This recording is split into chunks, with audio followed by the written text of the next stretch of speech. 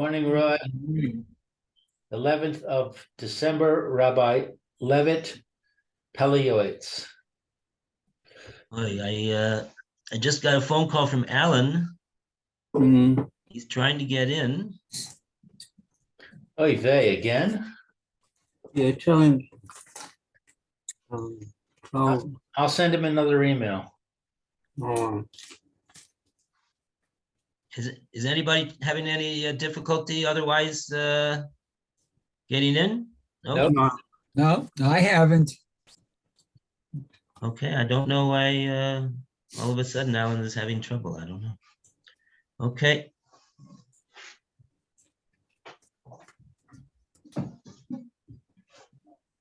Okay, I sent him an email.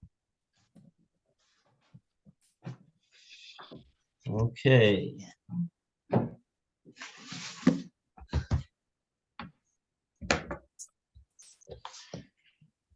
Oh, we were in the middle of Purim. We were celebrating Purim ahead of time. Okay. Right.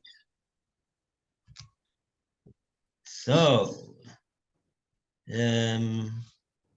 let's see. So we started Purim. We're on page 217. Which paragraph are we up to? I don't have it marked down here.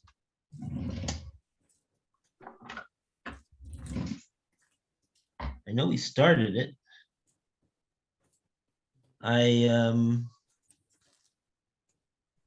Yes, I think we just did the first paragraphs. We're on page. We'll start from page 217. It is proper. So we go to Mayor to start off. Okay, hold on 1 second. Let me just get there. 217. 17.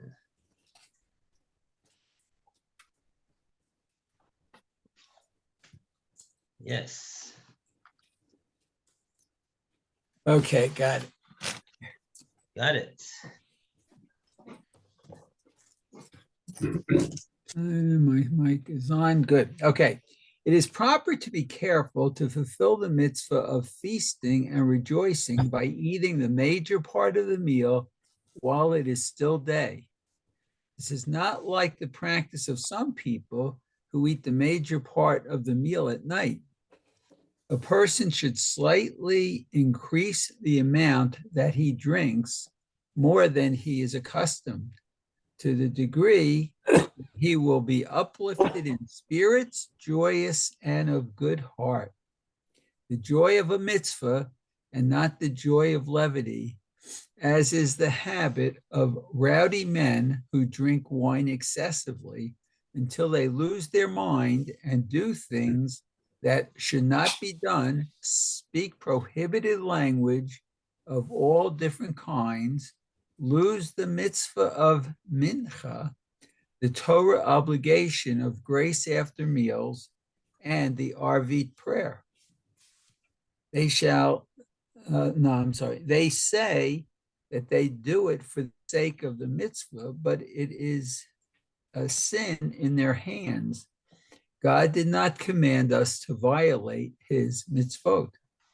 Did God desire this recompense for all of the miracles and redemption? May this idea be obliterated and nothing of this sort should occur among the Jews. Rather, let Israel rejoice in his maker, the merriment of a mitzvah properly measured and weighed. The drinking should be according to the principles of Torah. Very good. I mean, would this be any different? Would Purim be any different than having like Kiddush on Shabbat or the other holidays?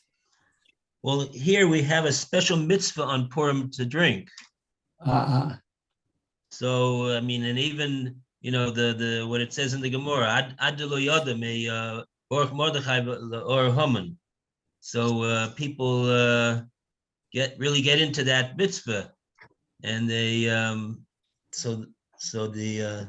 they drink until they don't know they don't know the difference between Baruch Mordechai and Or Haman, and they don't know anything else either. So that's what the Pele Yoetz is saying, that this is not to be understood, in its simple, straightforward meaning. Right. One has to understand what those words mean, right? You could, but one thing is for sure, you're not going to be able to understand what those words mean by drinking until the point that you don't actually know the difference between the Mordechai and Haman. In any case, there you have it from the Pele Yoetz. Pele Yoetz is very compelling. How could it be that we have a mitzvah that requires you to not be in the right mental frame of mind to fulfill other mitzvahs? There can't be such a thing like that. He's got a very logical point over there in what he's saying. Person's gonna miss mincha.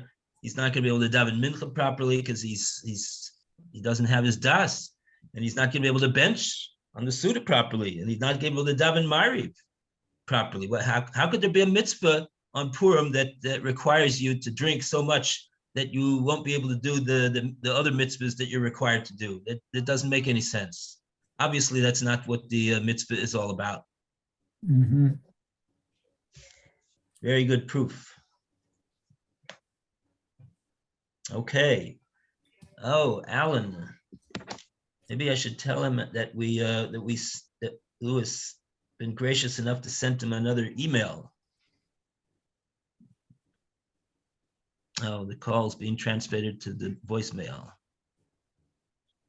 Hello, Alan?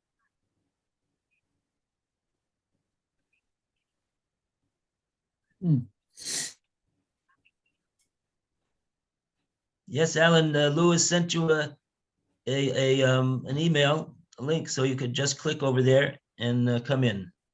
Hope to see you soon. All right. Okay, we go on with the next paragraph. How fortunate. We go to Roy to continue. How fortunate are the Jewish people who fulfill the mitzvah of sending portions of food to one another above and beyond the basic obligation.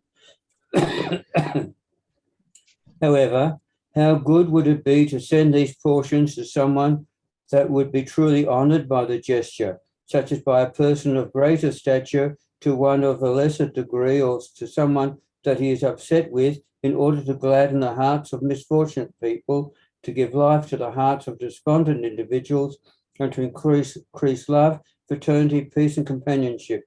Since a person is already doing one mitzvah, let him accomplish two. Okay. Very good. So if this is a very good idea, this is brought by the Pele Yoetz and others as well have mentioned this in the halacha of the mitzvah of mishloach monos. It says ish l're'ehu. So we have to remember that re'ehu is also someone that we don't. If there's a person like that any one of you doesn't has a person like that, I don't know, probably not. But if there is, that the person is difficult to get along with, or something of that sort. So in Purim is a very big mitzvah. He says you do two mitzvahs in one like that. You get shloach manas lich le'eu, and you also get a mitzvah of increasing achva and shalom and reus in Klal Yisrael, which of course is the real tachlis of the mitzvah of shloach manas. Okay. And now we go on to the next paragraph. And Lou is going to be called upon to conclude the section on page 218. But before we continue, we have to have a round of applause for page 217. Yes. Likewise. The Jewish people perform the mitzvah of gifts to the poor. However, who is a guarantor that each one does as much as he should? As the saying goes, the burden of a camel is according to its strength. The mitzvah of charity on this day is greater than on all other days, for it is accompanied by this added aspect of gifts to the poor. According to the mystical sources, it is befitting on Purim and Hanukkah to increase one's gifts to those who toil in Torah study. For these days relate to the mystical spheres of Netzach and Hod, the supporters of Torah, as is explained in the writings of the Arizal. The greatest value of an attribute is at the time when it is manifest in the world, and a mitzvah is most cherished in its proper time. The poor people borrow money sometime before Purim because they rely on the anticipated income from their Purim gifts. Moreover, after Purim, their expenses are greatly increased by the needs of Pesach. As such, it is proper to have pity upon them and to consider any expenditure as if it is a profit. For the eyes of the poor people are turned to the rich men, and the rich men are dependent upon the one who spoke and the world came into being. If a person increases his giving to others, then heaven will give him more. Each man should give according to his financial ability. It is the blessing of Hashem which bestows wealth. Therefore, the timid individual should declare, I am a mighty man among mighty men for the purpose of assisting Hashem, and Hashem will help him.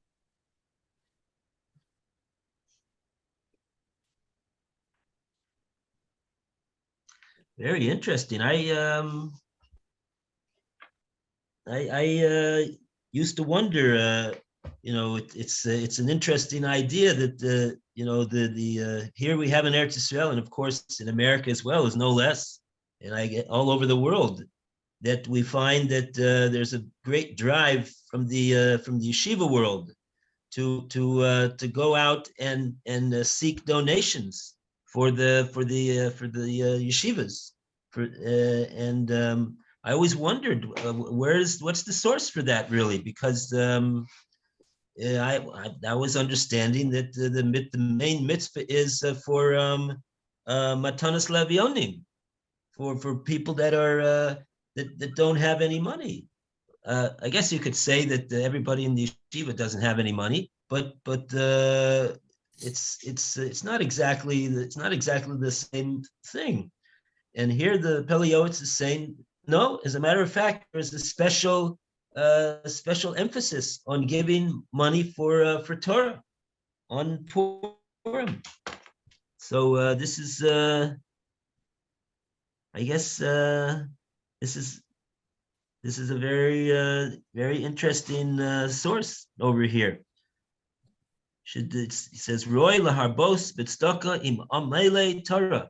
It is fitting to increase his tzedakah expenditures for those that are toiling in Torah, because these days are him besod netzach v'hod. I'm not sure exactly why they are, but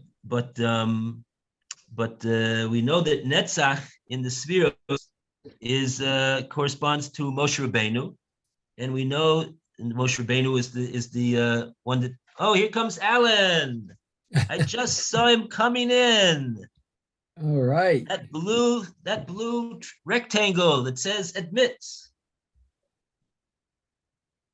and there he is in his Shabbos and Simcha Regalia. Okay.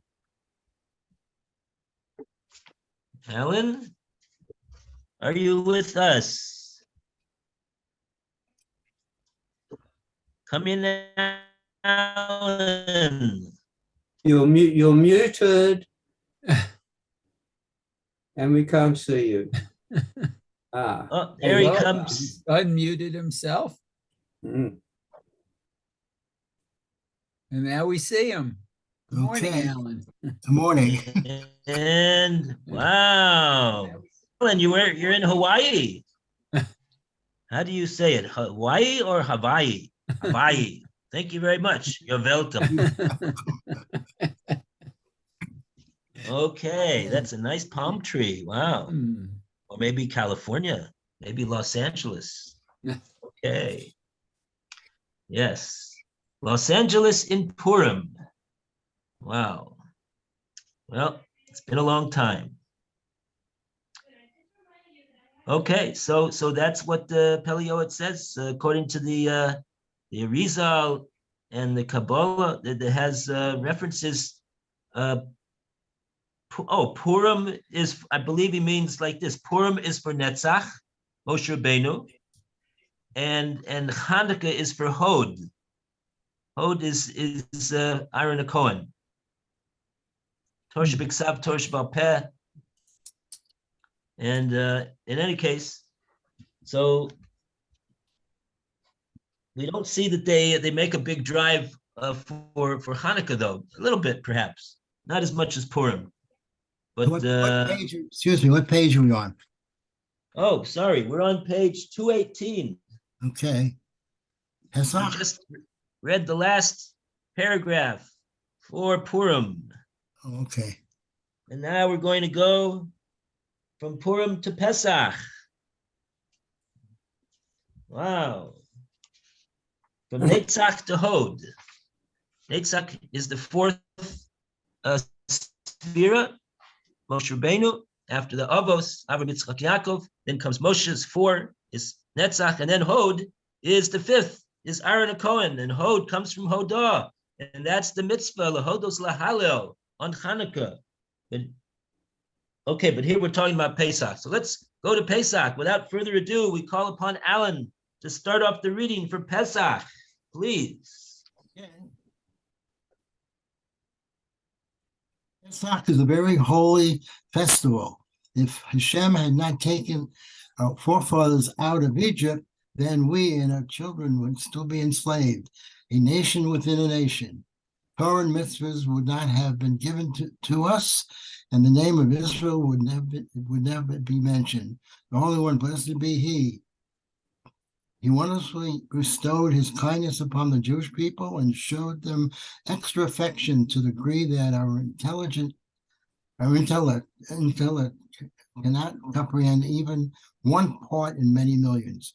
What we can understand from the command in the Holy Torah to remember the Exodus from Egypt and to mention on so many mitzvahs, the remembrance of the Exodus from Egypt is that he performed an infinitely great kindness for us, showed us his honor, his magnificence, his love, and his affinity by virtue of the immensity of his ability to defy the celestial constellations and to direct his divine providence.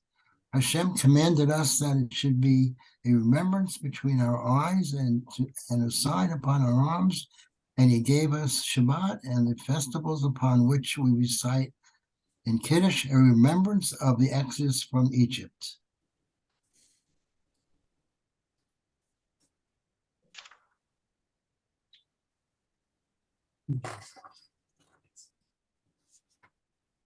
Oh, yes.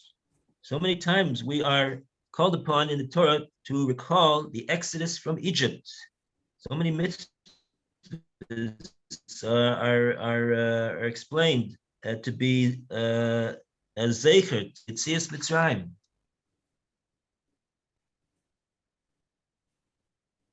And particularly Tefillin, he points out, Tzivanu lios lizikoron bein einenu, leos al yadenu.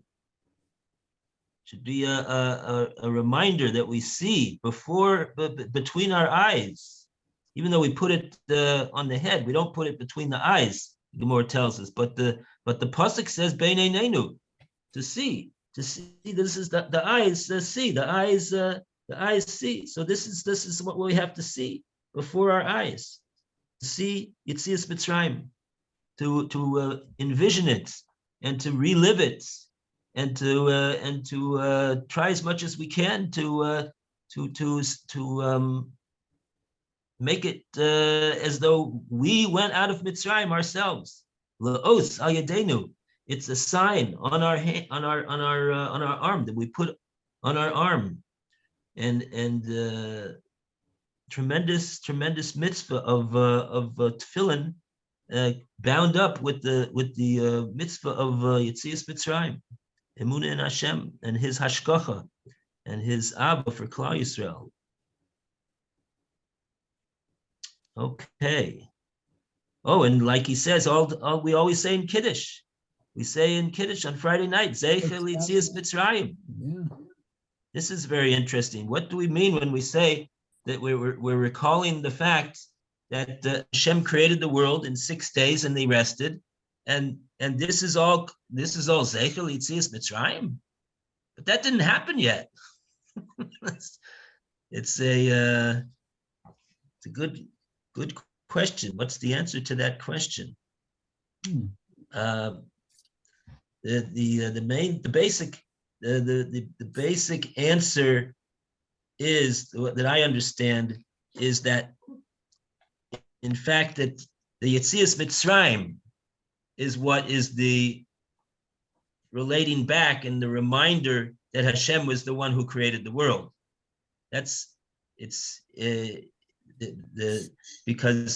from Yetzias Mitzrayim we see that there's a creator, and he has a purpose for his creation to create a nation that will accept his Torah and do his ratzon, and and be close to him, and this is and to know him, and that is the whole purpose of creation. So that the whole everything that Hashem did in the Exodus of Egypt was to that end.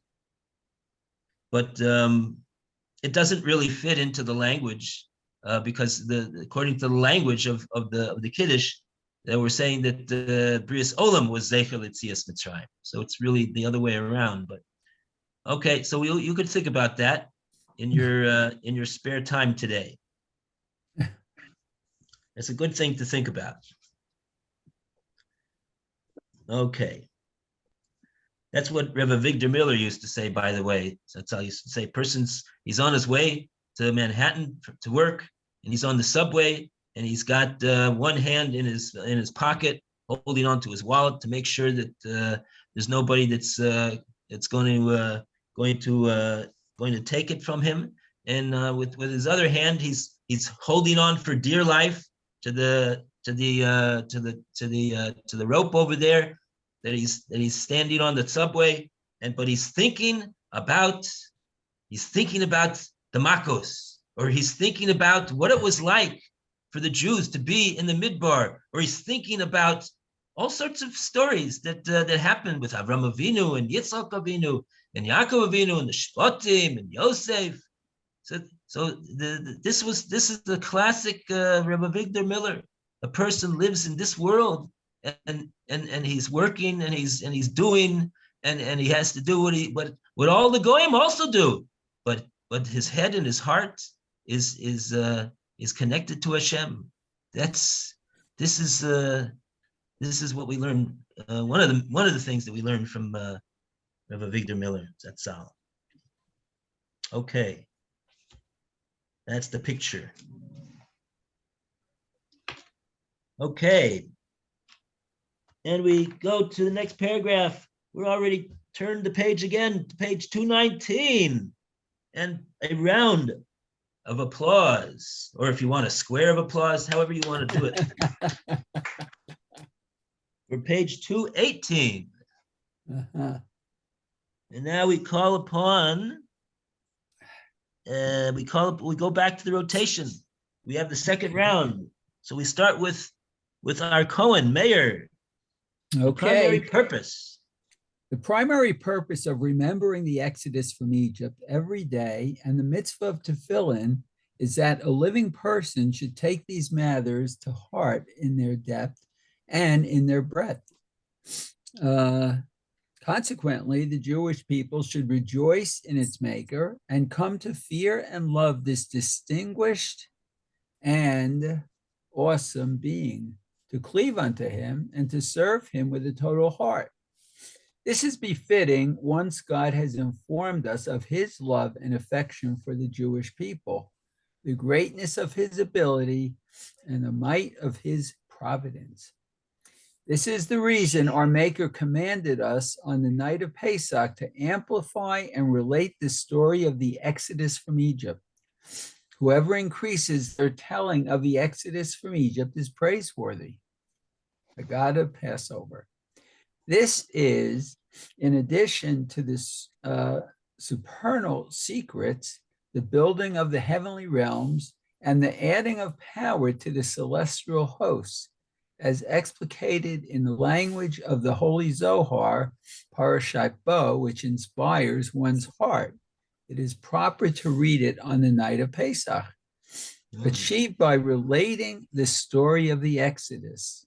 There is another reason for this mitzvah, according to the more basic understanding. It is to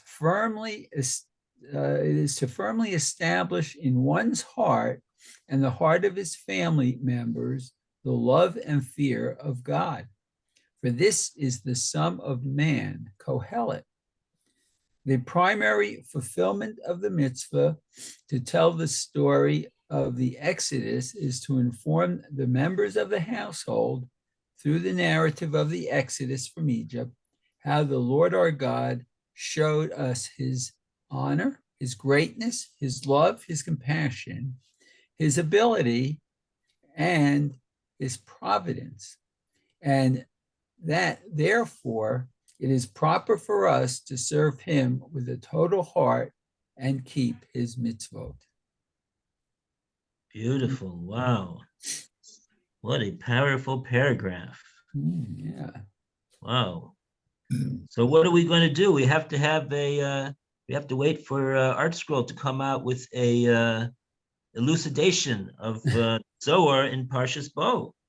The Pele Yoetz says that this is appropriate, eminently appropriate on this auspicious night, the night of the Seder, to read from the Zohar, and not just to read it, but to explain it and to expound upon it, and to understand all the secrets of the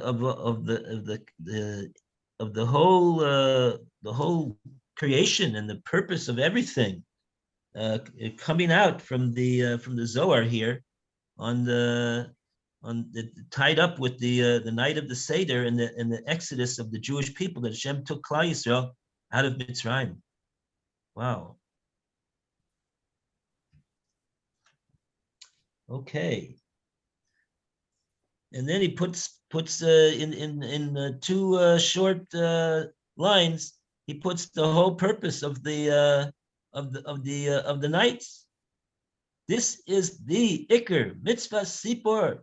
That's the main mitzvah of the retelling of the Exodus, to tell to everyone in the house about the greatness of Hashem and his love for the Jewish people, and his great providence and protection, and his absolute ability to be our God, and that should inspire us and encourage us and to want to serve him to the utmost of our ability with all of our hearts, and to guard all of his mitzvahs. That's what the Seder is about. Right there you have it. Wow. Amazing. Very good. Okay, so let's go on. Roy is next. Behold, Behold, on this holy festival, God has sanctified us with his mitzvahs, and commanded us regarding the eating of matzah. It is well known that there is a dispute about the watching of the matzah. There are some who say that the grain requires protection from contact with water from the time of harvesting.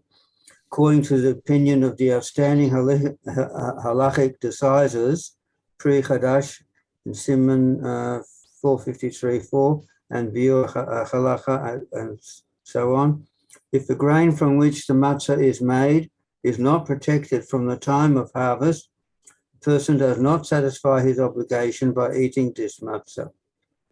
Because the mitzvah of eating matzah, because the mitzvah of eating matzah is wondrous and its secret is lofty and profoundly sublime, and seen the Holy Zohar, the Holy Zohar refers to it as the bread of healing, the bread of healing, for it is very beneficial for the healing of the soul. A man should tremble and nearly faint. He must take this opinion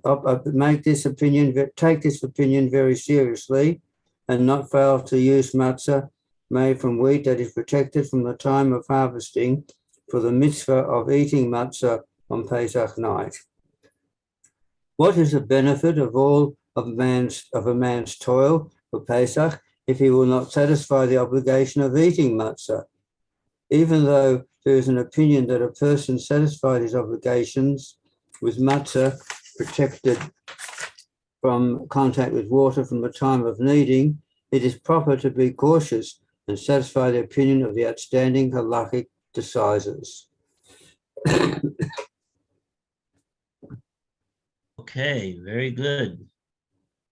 Yeah, perhaps in the time of the Pele Yoetz, it was not entirely so common to have matzah shmura.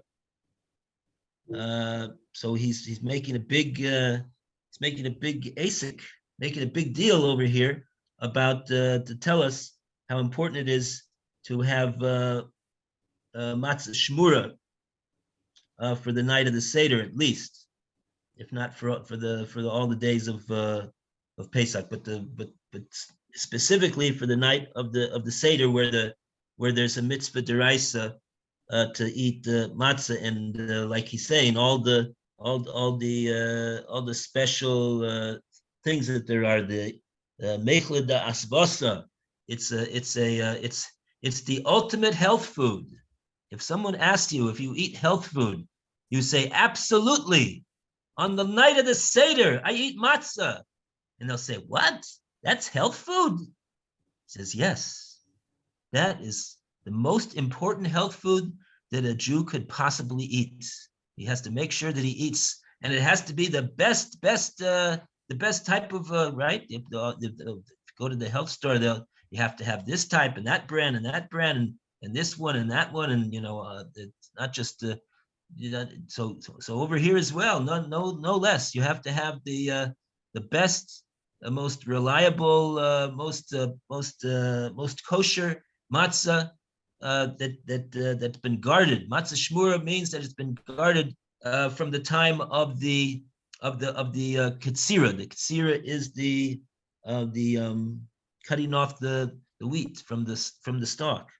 Already at that time, it's guarded for the mitzvah that it should not get any come in contact with any water or any liquid. That's the idea of the matzah shmura, as opposed to matzah which is not called shmura, which is matzah that's of course guarded. In order for it to be matzah, it has to be guarded to not get any water on it from the time of its kneading. When you knead the water and the matzah, what do you mean, the kemach, the flour together, so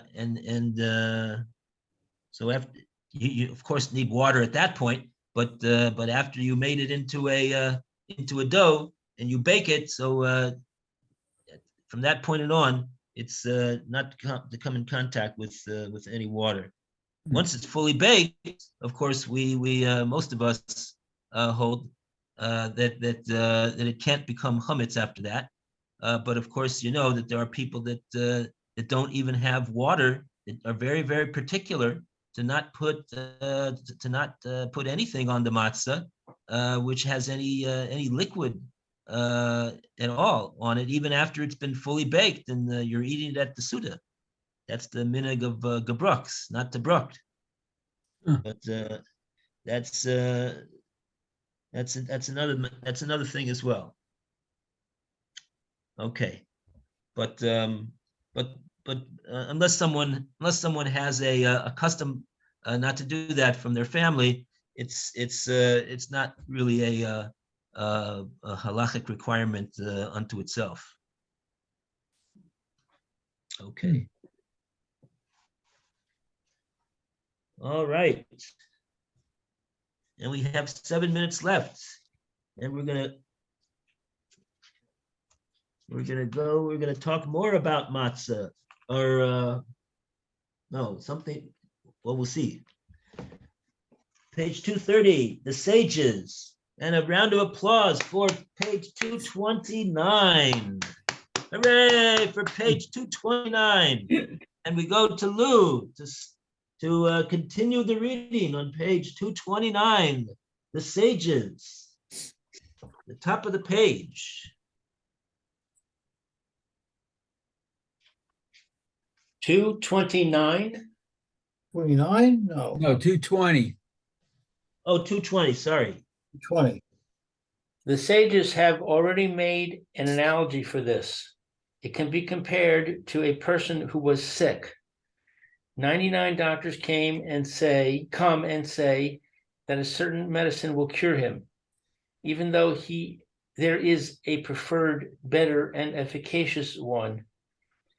This certain medicine, too, is effective. The one doctor who is an expert and well-trained comes and says that the medication that the other doctors prescribed is not effective, and it is even possible that it is harmful. The preferred medication that they recommended is the only one that is curative. Which person is so foolish and naive? Naive, wrong word. Naive? I have NAVE. I know they misspelled it. Naive. Not to be concerned about the opinion of the expert and well-trained doctor. Right. To take the medication which, according to all opinions, is effective, and not to take the medication which may not heal and even may cause injury. So too is this matter. Because of this, there are pious individuals who, and men of deeds, who are meticulous the entire Pesach to satisfy all opinions and only eat matzah made from grain, which is protected from the time of the harvest. If on all other days of the year it is proper to satisfy all opinions in regard to other mitzvos, how much more so in regard to chametz and matzah, whose prohibition is very severe and is punishable by karis, excision. Heaven should save us.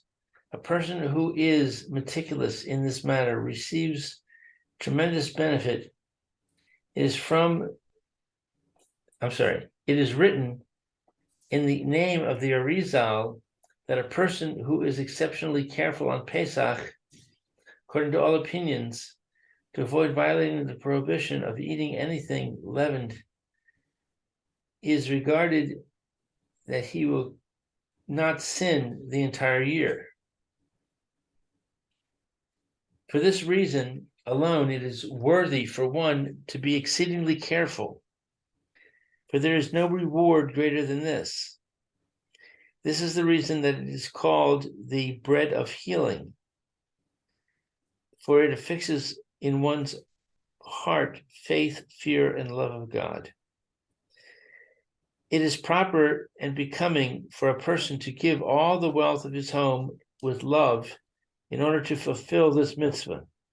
Fortunate are the Jewish people, even more so their wives, that they are meticulous to thoroughly remove any leavening and are more stringent than is actually necessary.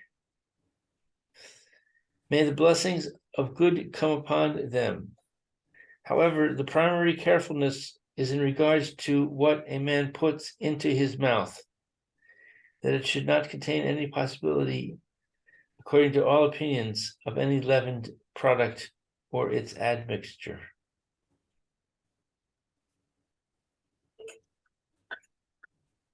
Oh. Okay, so that's the mashal from the Pele Yoetz on why it is that that there are those who are very stringent in when it comes to Pesach and when it comes to other things as well, really, and they want to satisfy all opinions, even though the main halacha may be that it's not necessary to go to such extremes to be concerned about minority opinions, but this is a very compelling point when one thinks about the logic of this mashal. There's an expert doctor who says, even if it's only 1 out of 100, but he's a regarded expert doctor, and he's well trained, and he says that what everyone else says is a good medication and it's going to help. He says it's going to harm, and he says that instead of take X medicine, you should take Y medicine. And the other doctors, the other 99, they also agree that that Y is a good eitzah, but they say X is also good. So who would one listen to, even if it costs a little bit more as well? So this is the way we think about taking our medicine and our medical taking care of our health, our physical health, and certainly the mashal is that we should certainly do so in regard to our spiritual health as well. Very good. Okay. And with that, we will conclude today. A round of applause for everyone who showed up today to learn about Purim and Pesach and Matzah. Yizrat Hashem, we should be Zocha this year. Amen. And we wish Meir a wonderful day and a wonderful week. Be'ezus Hashem and B'suros Toivos, Yeshuas v'Nachamos, and we will be back very shortly. Everyone should have a good week. Bye now. Amen. You too. Bye for now.